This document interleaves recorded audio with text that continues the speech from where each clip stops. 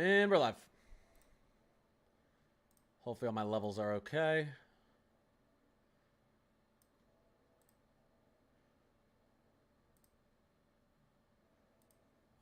Let's get to my live.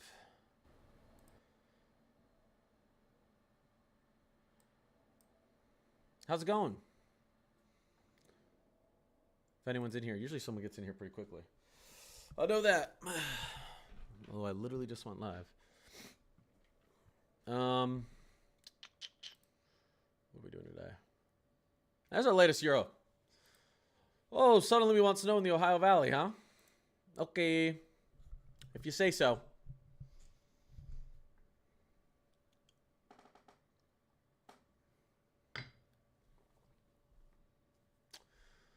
Let me look at something real quick. And then we'll get started.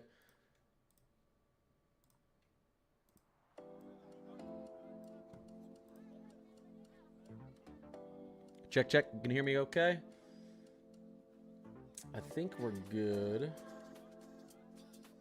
I think we should be good here. All right. Yeah. We'll let some people get in, then we'll get started here. Sorry I'm late this morning. I recorded an entire video that I tried to go into extra detail on, so it took me about an hour and a half. And then when I was done, I re-listened to that video, and the audio was just horrible. Something got changed in my settings, and so I had to start over again. Oh, you watch it? Okay. Warning, yeah, that's a new special marine. I was so frustrated. Issued. I had to restart my entire video. It was not a good time. It was not a good time.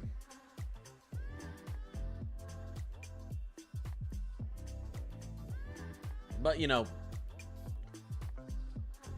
it happens. When did my video post? My video literally posted 3 minutes ago, didn't it? You couldn't have watched the whole video.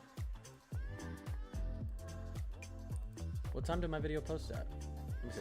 I think it posted 8:15. 3 minutes ago. Yeah. My video's like almost 10 minutes long and it posted 3 minutes ago.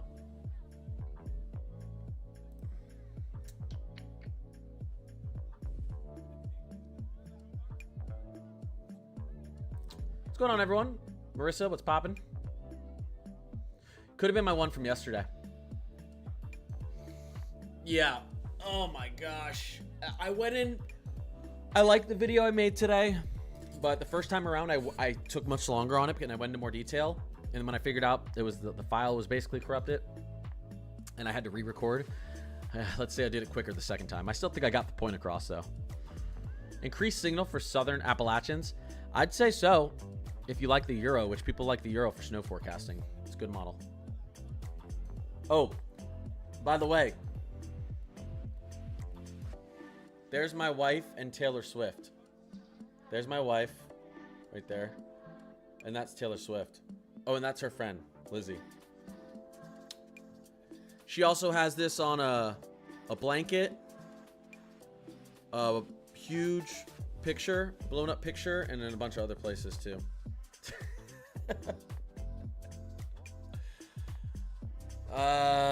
Yes. Yes, I married a Swiftie by accident.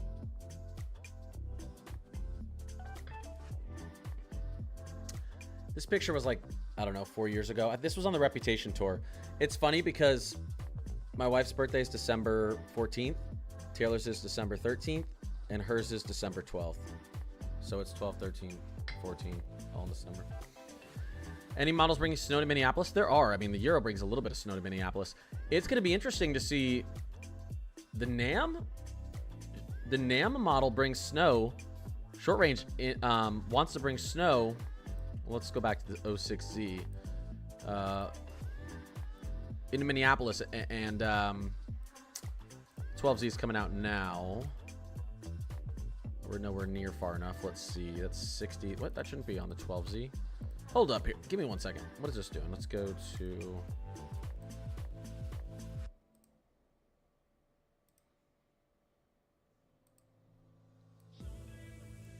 All right, let's go back to the 06Z of the 12. Give me a second. I'm going to show you. Yes, there are some models that are trending north towards Minneapolis again, and I'll show you that in a second.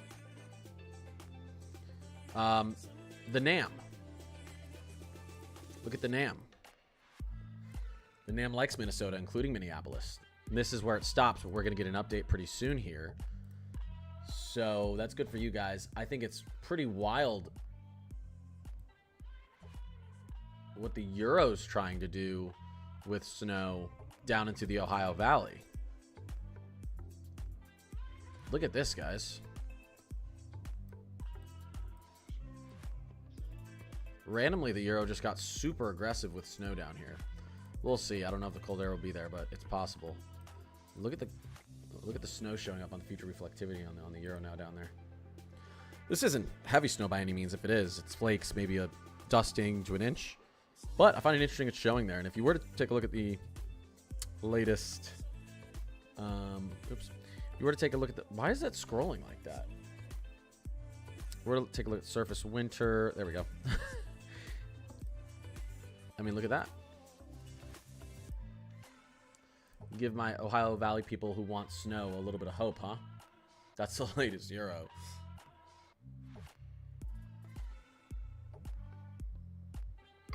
Yeah, Washington's getting big snow at high elevations. Yeah, it's been getting it. How does the icon do it with winter weather? There are worse models, but it's sometimes it does better than the GFS. Actually, the GFS can struggle. It's not terrible. It's not great. It's not the first. It's probably the third model I look at. Why is North New Jersey turned into a desert? We don't get snow or rain. There's a few places that have been snow deserts lately. The Mid-Atlantic and then the Carolinas have been real big snow deserts lately. Pittsburgh hasn't been doing good in the recent years either. The East has been struggling with snow in particular. But I think we're going to get nor'easter this year. 1 or 2 nor'easters this year that'll change that up. And, you know, listen, a 5-6 year snow drought in the grand scheme of planet Earth is not that long of a snow drought.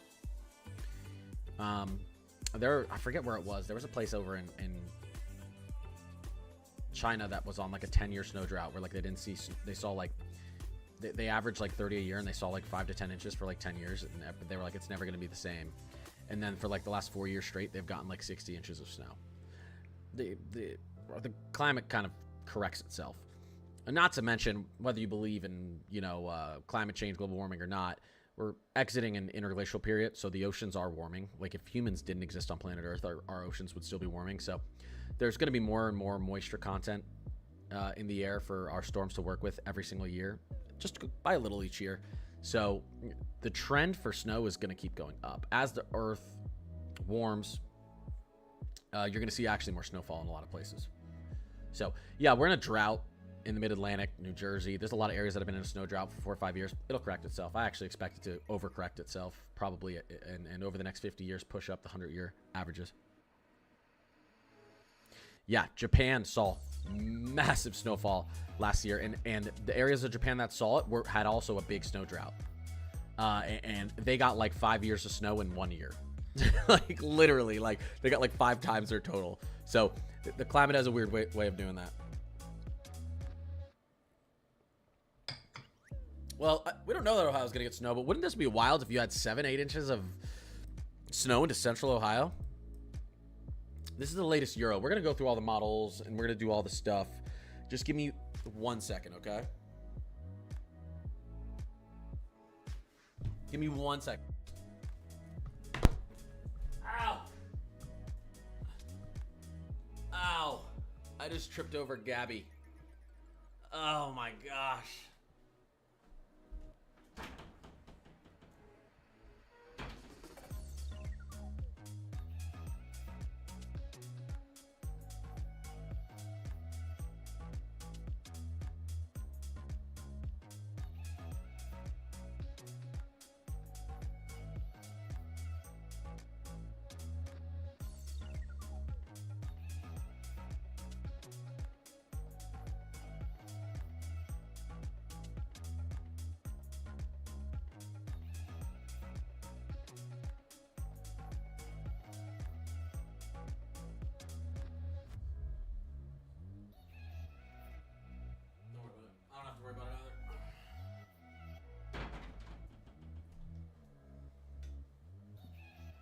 My son left his. Yeah, my wife got my son a Gabby's dollhouse. He left this on the ground, and I almost just unalived myself. I just tripped right over it. Woo! Close call. That would have been a short stream. That would have been a short stream. I actually, like, I stepped on it, and I thought I was going to go face first into that thing behind me. It's been 30 years in Maryland since our last massive snow in 1995. I don't think that's true. Didn't Maryland hit their snow average, their 100-year snow average last year? A lot of places in Maryland hit their 100-year snow, hit their actual snow average last year.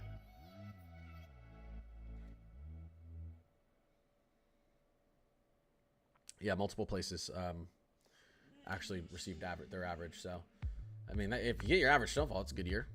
Do you think Philly will get snow for Thanksgiving? I don't know if it'll get it that early, but it's possible with this type of outlook we have.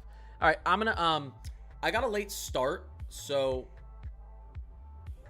I'm just gonna get into everything really quickly. I can really only stream for about another 30-40 minutes. So let me go get into everything, give you all the weather updates, severe weather. There's some severe weather we're talking about too in Dixie Alley around the Pacific Northwest today, and then Dixie Alley on Friday, Saturday. So, all right, let's start with snowfall. Then we're gonna go to severe weather, and then I'm gonna take everyone's questions. Okay, latest European. Let's just do like, yeah. Let's just go out towards the States. Okay, United States. Here's the latest European. We'll go into 6-hour inch thickness. All right. Here's our system moving down. All right. Here is our large upper level low up to the north. And here's our short wave trough ejecting down towards the Ohio Valley. This is what's going to be producing the moisture, and this is what's going to be bringing down the cold air. And you need both of those to get snow. Latest European sees that upper level low kind of waiting a little bit longer than what other models think, which is why we don't get a ton of snow up here. This is just on the European. But then as that low begins, as that trough begins to tilt and our shortwave trough begins to strengthen and move up to the northeast, that cold air sinks, and the European thinks there's enough moisture on the back end to throw 1 to 5 inches across the Ohio Valley, Kentucky, Tennessee, maybe northern Mississippi, northern Georgia, Ohio, Indiana, Illinois. It's very interesting. I already showed you guys what it thinks of snow totals. I don't want to entertain it too much because I don't know. I feel like this is being too aggressive with it, but I'll show you again. It's giving everyone in this area a chance for snow. A little aggressive. Let's take a look at the latest GFS. This is the 06Z run. Keeping that snow much farther to the north, giving Chicago a chance, giving Detroit a chance, putting a decent amount of snow, but to the north of Pittsburgh and then up there into northwestern PA and then inner New England, obviously upstate New York. That's the 06Z. The 00Z showed something similar to that, but it gets snow a little bit farther down into central Ohio, central Indiana, and then central Illinois. Taking a look at the latest Canadian. What do we got? Canadian actually likes good amount of snow into Pittsburgh. I find that interesting. It also puts a little bit of snow into northern Jersey and northeastern PA and tries to put snow along the New England coast. So that's very interesting from the latest Canadian. Taking a look at the latest icon. What's our latest icon showing? Interesting. Not a ton, but it's snow central to northern Illinois and then up through the Dakotas, maybe out there towards Omaha. Heavy snow potentially for Detroit on the latest icon. Let's actually look at the 00Z, the icon. Yeah, the icon's not showing anything aggressive at all. Let's see here. I want to look at, latest European. Let's look at our latest European AI. Here's the 06Z. It likes Chicago snow. It likes the chance for Pittsburgh snow. It likes it down through Appalachia, central to southern, or central to northern Indiana, Michigan, central to northern Illinois, maybe a little bit into Milwaukee, and then Des Moines up through the Dakotas. So that's what all those are doing, snow-wise. This is very interesting at the end of the European AI. What do you guys think? Snow down towards central Texas next week, the end of next week. Snow into Oklahoma City next week. I don't know about that. Let's just pretend I didn't show you that because I don't want people to be start going clickbait crazy. Anyways, we do have some severe weather to talk about today as well. We do. So let's do this. Let's go scroll on a little bit here. Let me fix up. All right, single By the way, CPC 6 to 10 day outlook. There's from the Climate Prediction Center. Pretty cold. Tale of two countries. Remember, we talked about it. Burr and bleh. West is going to be bleh. East is going to be burr for next 6 to 10 days. And then we'll get a little bit more of a zonal flow that sets up, and then we'll probably have another cold air trough right behind that. Anyways, severe weather. Today, we've got it up in the northeast, and we've got it out in the northwest. I'm not really concerned with the northeast. It's purely a wind threat. Very windy conditions. You've got a quick kind of shortwave trough ejecting right through the northeast, and up in the northwest, we actually have a tornado threat. And I went about this in my video. I talked about this in my video. Again, I'm going to just go through this, and I'm going to take all your guys' questions. Talked about this in my video, but pretty interesting look here, if you ask me. Let's go to severe weather. I want to show you guys the storm relative helicity, or SRH as we call it, because that's too much of a mouthful. Let's look through the next 11 hours, and yeah, I mean, you got a lot of violent rotation out here. The higher the SRH value, storm relative helicity value, the more likely it is for your thunderstorms to rotate, violently rotate. All right, plenty of SRH out here. If we were to take a look at our low-level shear, which is the shear we care about when it comes to severe weather, 850 millibar height, we've got a little bit of directional and velocity shear up and down the Oregon coast, southwestern Washington, and up through the northwestern California coast. The one thing we don't have a ton of, you guys already know what I'm going to say, well, some of you do, is Cape. Cape values are pretty low, pretty pathetic. They have come up since yesterday, though. They've come up since, that was a tongue twister, yesterday. Let's see. I think we have over 1,000 joules per kilogram of Cape in some of these areas now. You can see here, this one's just under 939 joules per kilogram of Cape. You get 1,000 joules per kilogram of Cape, almost 200 SRH, 35 knot shear down at the surface. That is why you're seeing a possible hazard type as a marginal TOR. Effective layer sig TOR parameter 1.0. Southwesterly flow.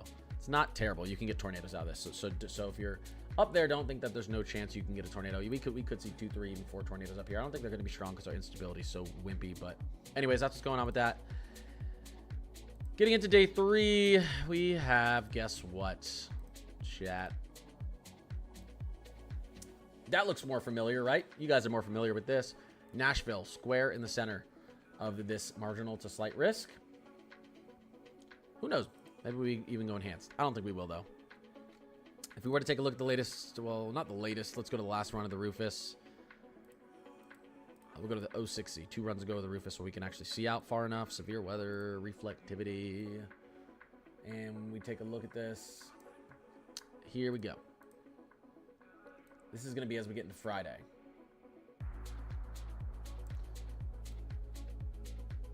We've got some supercell potential showing up on here. This actually isn't the run that was very aggressive, is it? Let's see. I wonder if that was the 000 run that got super aggressive with it. Yeah, I think it was. Yes, 000 run once. I can't speak today. I never can speak, I guess. It likes a good amount of supercell potential through Kentucky and then Tennessee as we go through the day. Really out through. This would be Friday. This would be Friday evening, by the way. Pretty late. Out through this area, like some supercell potential Friday.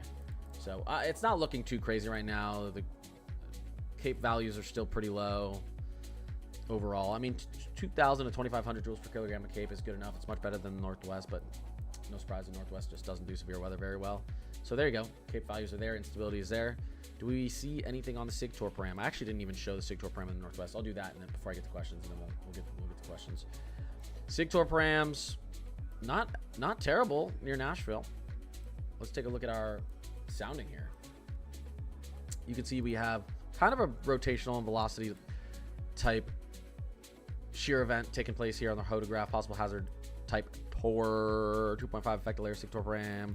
Kind of a messy southwesterly flow. 343 SRH and 30 knot shear at the surface is high. Those are good values. And then trying to push up to 1,000 joules per kilogram of Cape. Yes, you could get an actual stronger tornado out here, and we could get a few tornadoes. Lastly, let me just push back up towards. I know sometimes I say things, and I should say it in a simpler way. All right, pushing back up towards the northwest because I want to show you the sig TOR param on this today.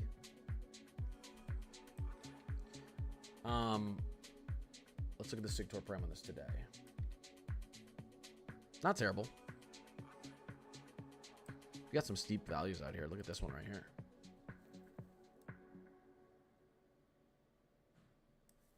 This is 774 Cape 356 SRH 35 knot shear and a good looking photograph. You 100% could get a tour out of this. This would be out there in southwestern Oregon. This region in particular looks a little spicy today, guys. Northwestern Cali, southwestern Oregon. All right, I'm gonna get to your ask questions. Let me just fix my screen. All right. And for fun, we'll show you what's going on with the latest Euro, since it's technically our best global snow model, so it's the best run we have, but I still don't fully trust that this is gonna happen. But we'll entertain it for now. I'm going to East region. Virginia for this weekend. Probably some cold rain as we get into Sunday. Very cold temperatures. You know, the conditions don't look too bad early in the weekend. You know, here we go. You get a little bit of, as we get into Friday, as we get into Saturday morning. Yeah, actually, it's pretty early Saturday morning, so lots of cold rain, warm air, warm above average air on the front of this, and then we get some really cold temperatures trying to dig in there late Sunday evening into Virginia. Now, I think even if we do all get all this moisture that the Euro thinks is still going to be here as that upper level low trough dives down and brings us to cold air, it's not going to make it across the Appalachian range. I don't think that those dang mountains always try to keep you in a snow drought up and down the coast here.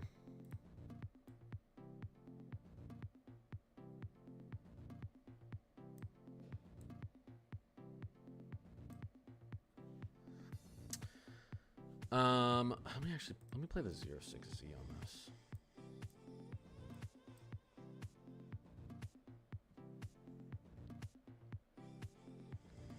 Next week will be freezing here. Yeah, it will be.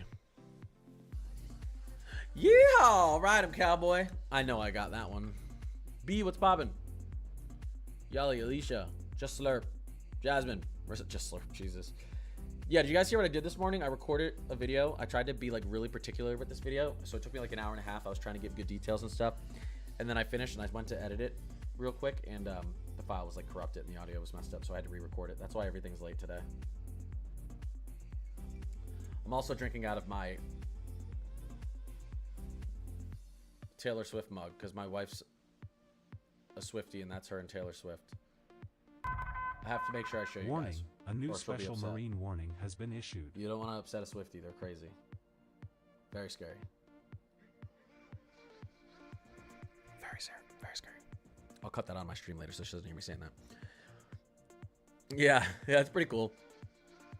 She was at one of Taylor Swift's shows a while back, and Taylor Swift's mom like came up to her and her friend and were like, "Hey, you guys want to come meet her after the show backstage?" And they were like,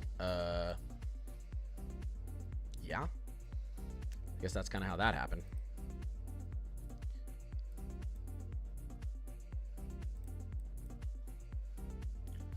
Kentucky gonna get flurries? At 100% could.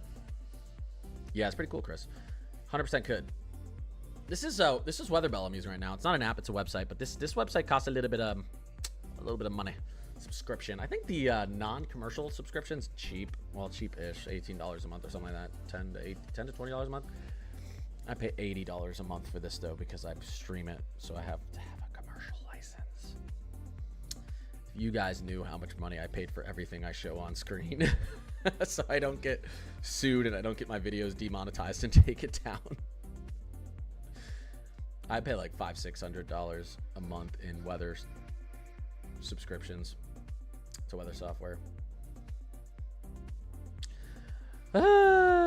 What's PA getting? Western PA. Hey, look, the Euro likes a little bit of snow out there towards Pittsburgh. I don't know if we're gonna get anything down in Southeast. You know, I do think it will be cold enough in Philly for some flurries, but a lot of that moisture is gonna get trapped up in the higher elevations out to your west. You want to ask a question about Louisville? Louisville? Sure. Go for it. What's Colorado looking like? Warm. Colorado's looking very warm. Yep. Colorado's looking very warm. Let's go and take a look at our temperature anomalies here. Moving forward. Here's getting into this weekend.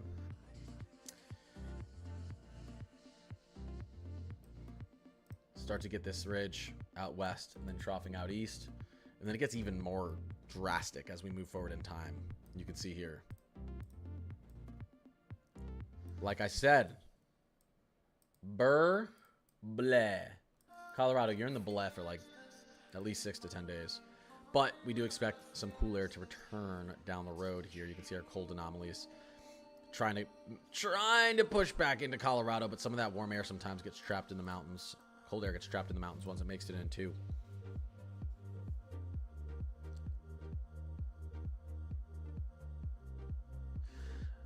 What's going on, John? Will Michigan get any snow? It looks like it probably will. Oh, I mean, Western Michigan's going to get lake effect snow from this. Can I show you guys something? Do I have permission to show you something? Do I have permission to show you something? Yes? Okay, good. Woo! Woo, I was getting nervous there. You guys were going to say no. YouTube's slow today. Here's what I want to show you. I like looking at the temperatures like this because once you get off the surface, your mid to high, not latitude, your mid to high elevation air, as you go up in the atmosphere, it's a lot less affected by nighttime cooling and daytime heating. It kind of does its own thing because, you know, the surface warms and the surface cools. And so the sun hitting the surface warms it up quickly, and so your surface air is much warmer. It fluctuates much more throughout the day. But this air up here just above our heads isn't really affected by daytime. A little bit by daytime heating and cooling. You can see as you move forward in time, it pulses a little bit, but not really like the surface air. Look at this.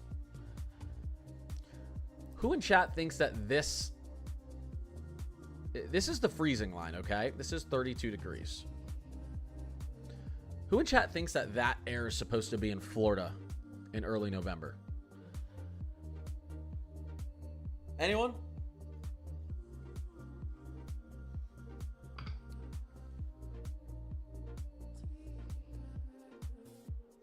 It's going to be colder in Florida than it is in the majority of Montana. Central to northern Florida is going to be colder than it is anywhere in Montana.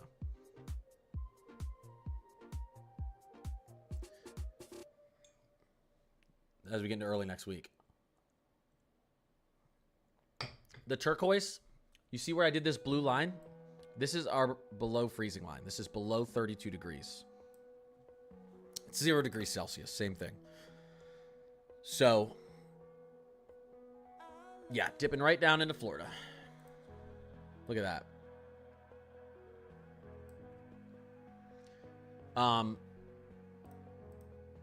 And look at the warmth out here compared to down here. I mean, that's pretty wild stuff. This is what we call a polar jet collapse. This is what I would consider an Arctic outbreak, not a cold blast. A cold blast is like cold anomalies.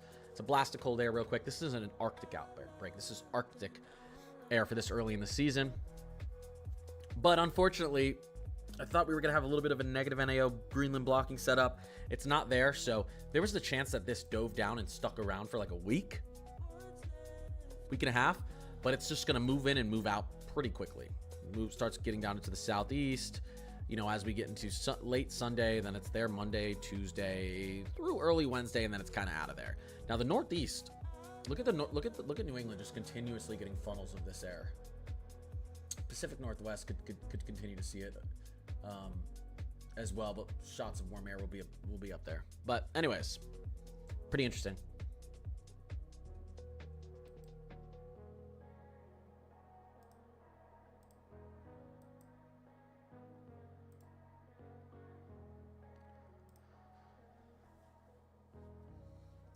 Wait. Oh, what's the current outlook for Clinton, Iowa area? north of Davenport. Guess it depends what you're looking at. Once we get our 12Z short ranges, we're actually going to see what the short ranges think for snow up here. We're going to see what they think for snow up there. I've got to go into here. Let's find. Let me see.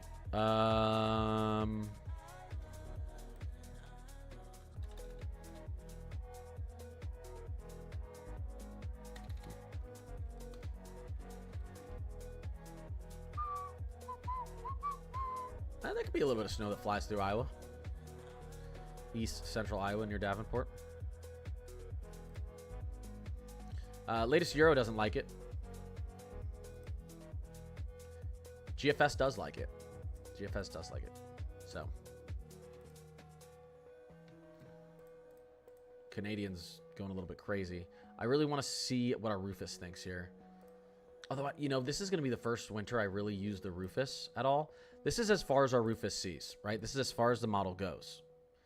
So this isn't saying that there's going to be no snow out here. This is the model stops. Once we get the 12Z out today, or once we get the evening model runs of the Rufus, we'll see snow out to here where it thinks. But you can look at the trajectory. And the Rufus is going to tell you 3 inches in Minneapolis. I can already tell you that. We'll have to see how far down into Iowa it goes. We're just outside of its range to start predicting this stuff. And then with the NAM 12K, look how far south the NAM 12K brings this snow. Almost into northern Missouri. Look at Des Moines. But again, that's the end of the model. This isn't saying we're not going to get snow out here. This is just, it's running out of time. This evening and into tomorrow morning, we'll have our short ranges for snow, and that's when you can do some local snow forecasting and not just saying, I don't know, maybe it'll be here, maybe it'll be here in these regions. We can try to get specific, or Pacific, as I always say by accident. We'll get real Pacific about it.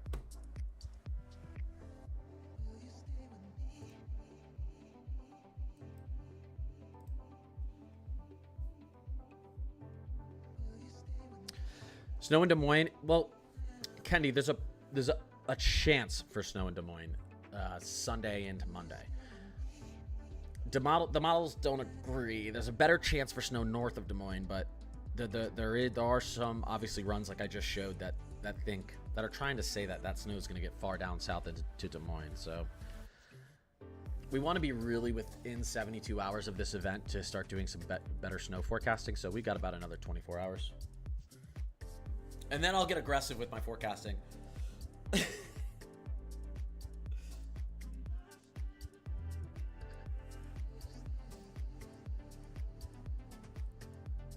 my gosh. Sorry, one second, guys.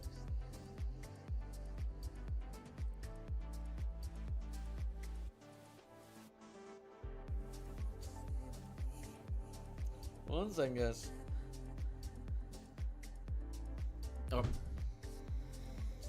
New Jersey, there's some models that show a little bit of flurries, like a dusting of snow to North New Jersey. It's going to be tough, though. It was Blay yesterday, and it's going to be Burr soon. Yali. 12 plus for the Twin Cities this weekend, yeah. If 12 plus centimeters, maybe. I can see 12 centimeters of snow in the Twin Cities, not 12 inches. 12 feet, right? Is that what you mean? 12 feet, for sure. Jersey gets snow this year? Yeah, I think we're going to have 1 or 2 nor'easters this year, I do. Milwaukee, snow totals predictions, 1 inch. I'm back towards thinking Chicago might just get cold rain, unfortunately. But I don't know. This latest Euro run, what's happening is the snow's not on the front end when the storm moves through. It's on the back end after the cold air collapses. It holds moisture there. And that would completely change my forecast. Snow update for Minnesota. Taking a look at what the short range models are doing that are in range now, the NAM and the Rufus, they move the snow north through Minneapolis, at least through portions of Minneapolis. So my confidence has gone up. I think I was about a 50-50 on snow in Minneapolis. Seeing the short ranges, I'm at about a 60-40 for snow in Minneapolis. I'm leaning towards there's going to be some snow on the ground in Minneapolis because I like the way our short range models are trending. I have to try not to be biased, though, because I love snow and I'm in Minneapolis. So my bias wants to be like 100% we're going to get snow, but No, like 60-40. Any snow chances for Chicago? Yeah, for sure. For sure with this storm. I say I'm still kind of 50-50 on Chicago. It's a little farther south. The cold air is going to take longer to sink in, but the European wants to throw some snow in on the back end. Here's what's interesting. Let's take a look at this, guys. Let's take a look at this. Okay. So originally the Euro was saying we could get snow right here as this moves through Saturday night. Wow, this is really sped up. I just realized that. Ugh, God, I hate the timing of this because I might not be able to be... I'm going to be busy all day Saturday. I'm going to be busy from like 9 to 4. And I want to cover this. But anyways, now the Euro thinks, okay, the cold air is not there. It's rain. Cold rain into Detroit and Indianapolis and Columbus and Cleveland and Chicago and all these areas. But then it has this air collapsing behind it. And this air is going to be moving in this direction. Do you know what that means, Chicago? You usually get lake effect snow out east, which eastern Michigan will get some lake effect snow, or western Michigan will get some lake effect snow. This is going to try to push lake effect snow into Chicago because you're actually going to have winds moving you're kind of going to have northeasterly winds moving down to the southwest. So suddenly I'm like, holy crap, Sunday night, Monday morning, are we going to have lake effect snow dumping in Chicago? Look what the the Euro has. Early Monday morning. This is heavy lake effect snow. Probably 10-to-1 ratio lake effect snow. Probably light and fluffy lake effect snow, but falling heavy. If you want snow in Chicago, you're praising the 00Z, and you're loving this update from the Euro this morning because that's crazy directional lake effect snow into Chicago. Now, I mean, it doesn't mean it's going to happen, guys. I want to see what the short range models think, but although you don't need moisture still available out here for that. This is just cold air running over the warmer Great Lake. So regardless of if you have some moisture hanging back from this kind of shortwave trough, it doesn't matter. That's going to make its own moisture with cold air collapsing over the lake heading towards Chicago, as long as you have that southeast or northeasterly flow to the southwest, like I think we might. When is it supposed to happen? Sunday night and Monday morning for Chicago. At least that's the timing now. It can always move up and move back a tiny bit. Sometimes these storms don't. You know, they speed up and slow down. Where's the moisture coming from? Yeah, here, let's zoom back out. Let's zoom way out. Let's go to a satellite. I'm going to show you something. Let's go to water vapor. Here we go. This is fun stuff, actually. I want the satellite to go farther out to the west. Go tropical tidbits. Let's do this.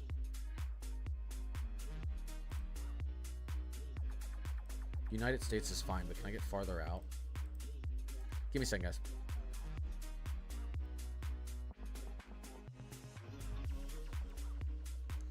I guess I can do Eastern Pacific, but I kind of want Pacific wide. Let's go Pacific wide. Am I blind? Atlantic wide. Central. What the heck?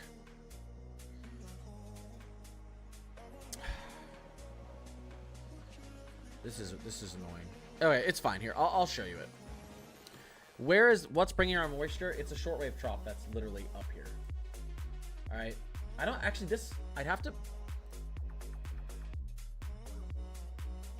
It's not this one. It's not this one. It's the piece of energy you see coming in right here. And it's going to dive down like this, and then it's going to start moving up the coast here. And then this huge upper level low here, as this piece of energy dives down, is going to start to sink. This shortwave trough is what's going to produce our moisture. This is what's going to try to deepen and bring us moisture, all right? You've got some little bit of a flow out from the Gulf, from the Pacific, and it's going to try to produce moisture or provide moisture for our cold air sinking in from this upper level low that's up north.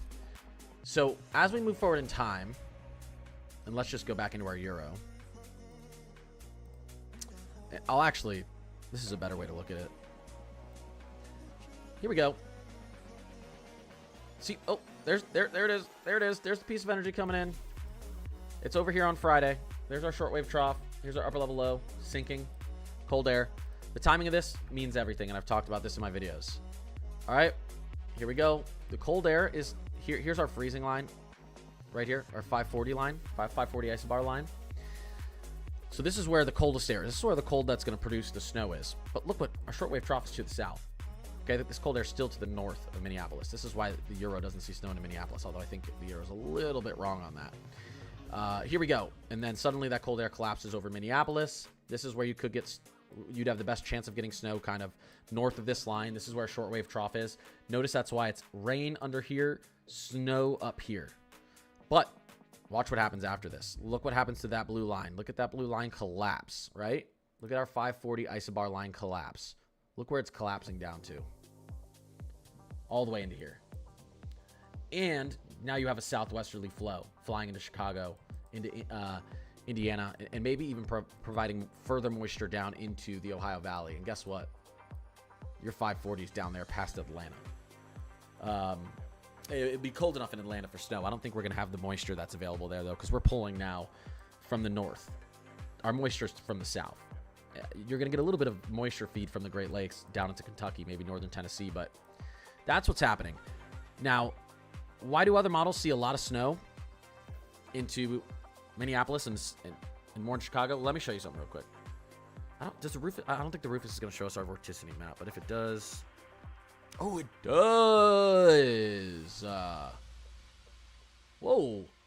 Wait, what happens there? Do we get our 540 line linking up with our shortwave trough? Oh, it's much further south than the Euro thinks, and this was a shortwave Rufus experimental model that's pretty dang good.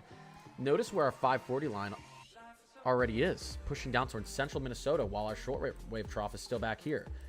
Okay, the Rufus says, hey, buddy, European, that cold air is going to be down here way quicker than you think. This is why snow forecasting is difficult, though. There's a lot of complexities in this. Look at the detail, though. Look at the detail in this, though, of the Rufus. It's so beautiful.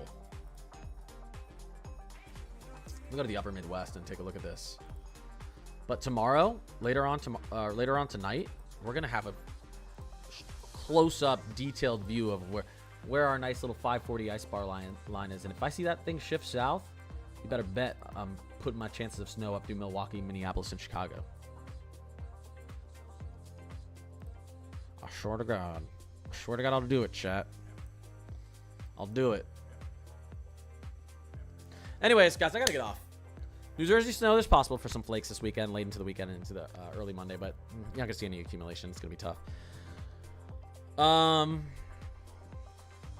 Snow chance for Chicago? Yes, there is. Yeah, I just uploaded it a few days ago. I don't know, time flies when you're having fun. I just uploaded my latest winter forecast, my snow forecast, winter forecast. It's on my page, guys. If you don't, I appreciate you being in here. Appreciate the guests. Appreciate the 18 new followers, any new subscribers. Just being in here, engaging in chat, guys. If you do go onto my YouTube, I have my Connor's Climate Corner HQ Discord link in the description. Connor's Climate Corner HQ, live, up to date. I get in that Discord every morning, and I spend about 30 minutes to an hour updating with all this information, snow and everything. So it's a great place. Tons of weather enthusiasts. Awesome. If you want to join in there, we've got, I don't know, like 250 people in there. As soon as it gets to 500, it's going to be like $3 a month to join the Discord. But if you get in before that, it's just free for the rest of your life. It's free forever.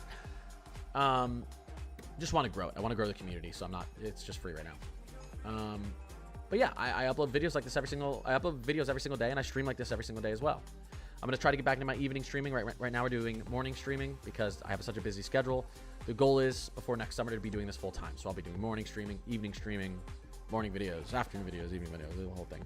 So, but I appreciate you guys. I appreciate mods. I appreciate everyone who stopped by the stream this morning. And I might upload. I think I'm gonna upload later this evening. I'm going to upload another video because we're going to get our short range models that are probably going to see out towards Chicago, Milwaukee, past Minneapolis.